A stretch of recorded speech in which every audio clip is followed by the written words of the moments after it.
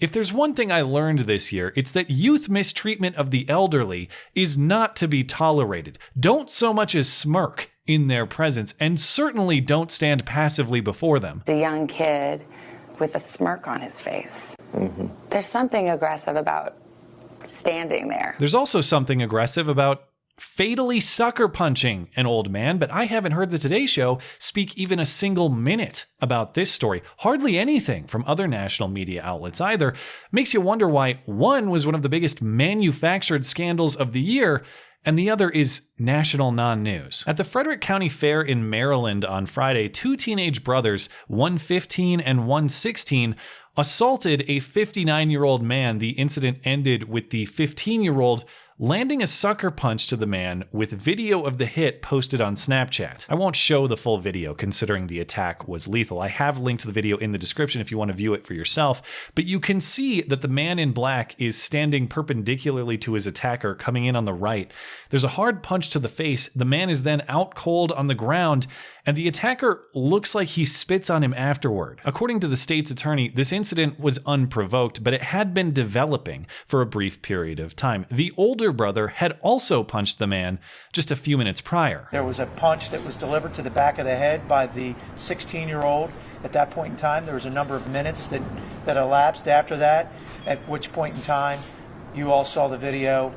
The younger 15-year-old comes flying through, lands a deadly blow to the victim, unfortunately. Initial police reports suggested these kids were playing the knockout game, but those reports appear incorrect. According to the prosecutor, this dispute started with a request for $1 that perhaps became more of a demand. This was over him asking him for a dollar bill.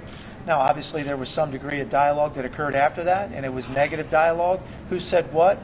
We do not know at this point. We have no information whatsoever that this was about a knockout game.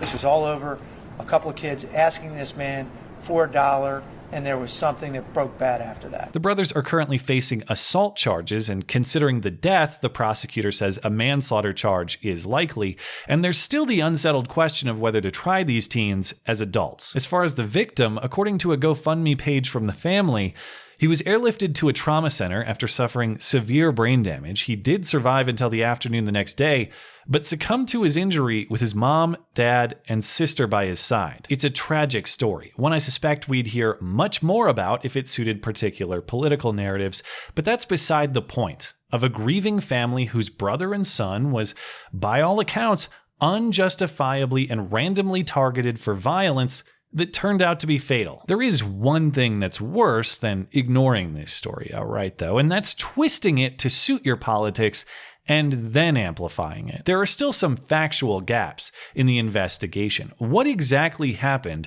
during this ongoing argument between the man and the brothers?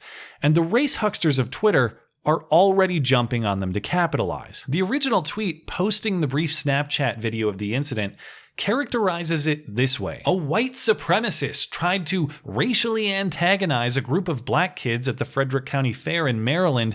He started calling them the N-word, and one of the kids, fearing for his life, punched the racist man. The white supremacist later died, and two innocent black victims were charged. Tariq Nasheed, who I never know if I'm supposed to take seriously or not, if he is a character, he does a damn good job of staying in character, describes himself as the world's #1 race baiter. He baits racists and exposes them. Certainly that includes me, so here I go. Tariq says, notice that all of the white media is getting on code and telling the same lie about this case. A suspected white supremacist named John Weed racially harassed and spit on some black kids, and one of the kids defended himself, so it was 100% provoked. Tariq adds that he has spoken to several witnesses who said the man in this video was a suspected white supremacist who was calling random black kids the N-word, and they defended themselves against him. The white media keeps saying that the black kid hitting the man was, quote, unprovoked. Not true. Well, first of all, he should do the right thing and refer these witnesses to the police in Frederick County. They are looking to fill in the gaps in the timeline, and so far all of the multiple witnesses they have interviewed say the attack was unprovoked, that the victim was minding his own business. To be fair and complete with the facts, though, there is also a claim from the father of the two brothers who says the man spit on the brothers first, though there is currently no substantiation of this claim. And I find it hard to believe. Considering the ongoing nature of this dispute, there is no footage of that happening. There is no follow-up from this reporter on that claim. And considering that there's no report of the father bringing up that claim in court on Monday, it seems pretty important for him just to forget about it. And if he did bring it up, it seems unlikely that a media always hungry for a racial story would simply ignore the claim. Not to mention, Dad didn't witness this attack. In fact, there are no witnesses corroborating this spitting claim.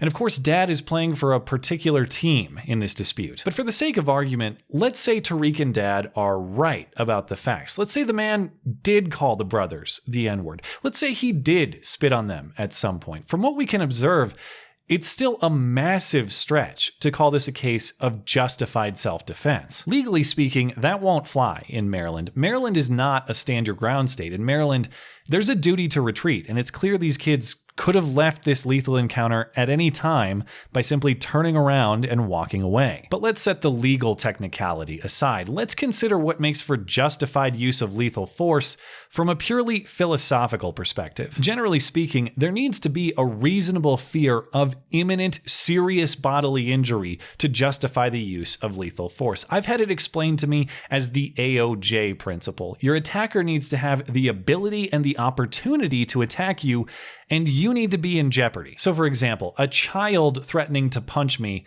lacks the ability to do serious harm to me, therefore lethal force against him would be unjustified. A guy emailing me a threat from across the country lacks the opportunity to act upon that threat, at least for now, and so lethal force against him is also unjustified. My neighbor across the street saying, "You suck, I hope you die," may be threatening, but it lacks the jeopardy necessary to justify me sniping him in response. He needs to be in my face, threatening me imminently. It's an incredibly dangerous standard to say that simply distasteful words can satisfy these criteria. I get it. It's not cool to hurl a racial slur at somebody, not that I even believe that it happened in this case. But if we accept that being personally offended by a word justifies killing, get ready for a hell of a lot more killing, and ironically, a lot more self-defense too. More realistically, these race hucksters point to the spitting to justify this self-defense claim. But is spitting serious bodily harm? Debatable. Generally speaking, no, at least not at a felony level, but there are some disease transmission considerations, sure. And even if spitting is serious bodily harm, the man may have had the ability and the opportunity to harm the brothers, but were they really in jeopardy at that particular moment? That one is really tough to argue, considering the attacker just swoops in from out of the frame to hit the guy. Jeopardy generally means they're coming at you, not you coming at them. If you have to sucker punch your way out of jeopardy, it probably wasn't jeopardy. The worst part of all of this, though, is smearing a dead man without substantiation to use his death to prop up a political narrative. Tariq tweets that this suspected white supremacist played a stupid game, and so he won a stupid prize. Never mind that we have no evidence to say that he's a white supremacist. Never mind that there's no substantiation that he was physically aggressive. So what's the stupid game here? Going to the fair with his family? Walking away from the aggression for several minutes, turning his bad side to the attacker? If just going about your day is playing a stupid game, we're all gonna win stupid prizes. If just words are the game, wrongly labeling everyone racist or white supremacist will certainly be sufficiently inflammatory to justify the same sort of response against you. I remember hearing all about how conspiracy theorizing and defaming victims of violence was unwelcome hate speech on Twitter, and so I look forward to the same enforcement against Tariq Nasheed, though of course, I'll never live to see that day. I'll be killed in justified self-defense from words long before then. Thanks as always for listening and for supporting this channel. Always appreciate that thoughtful discussion down below, and especially over on Twitter. That is at ML Christiansen. You're always welcome to coming out and chat in my live streams. Those are linked down in the description. Looking forward to it. Goodbye.